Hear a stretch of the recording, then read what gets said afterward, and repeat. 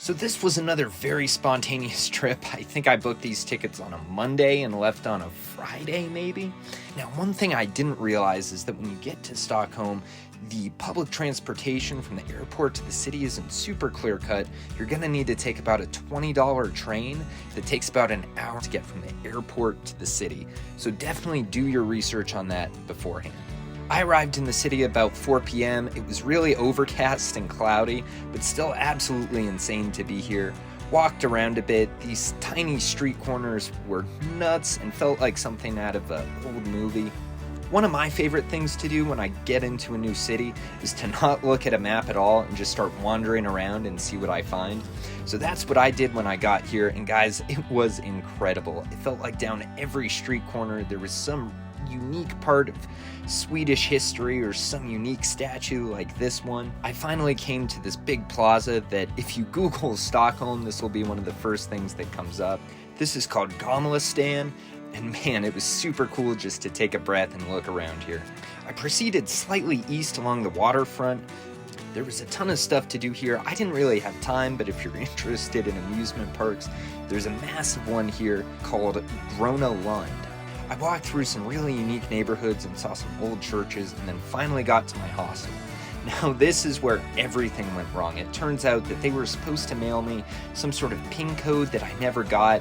I tried 6 ways to Sunday and I could not get in touch with anybody at this hostel. I couldn't even see anybody going inside. I ended up having to hash this out with Expedia for about 2 hours, and thankfully they were able to get me a new hotel. Unfortunately, that also wasn't in a super great area of town, but at this point I was so tired and my phone was on 1%, I think, that I just said enough's enough and I'll settle for it. So that was the end of day one. Honestly, the whole hotel thing kind of had me down and was exhausting, but I was glad that I got to explore a bit of Old Town and was excited for the next day to see more stuff. So day two arrived, and thankfully on the night of day one, once I got back to the hotel, I was able to make some more plans. Unfortunately, that hotel was very small, didn't even have soap, so I was just kind of out of luck on that front.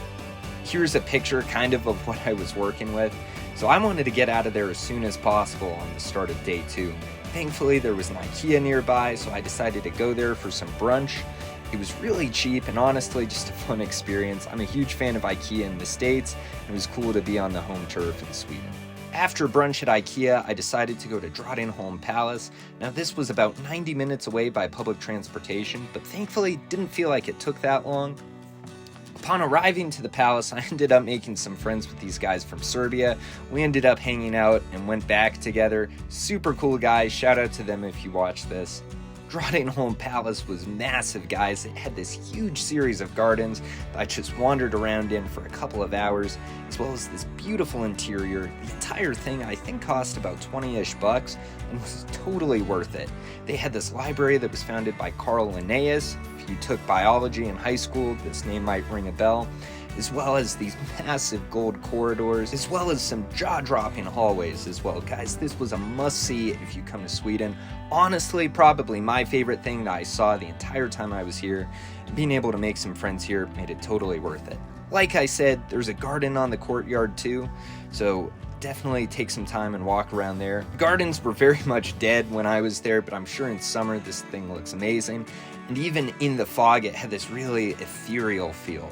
From there, I took about a 2-hour train ride and went to the Shipwreck Museum. Guys, this was also probably my favorite thing that I saw in Sweden. This massive boat is genuinely unlike any other museum I've ever been to.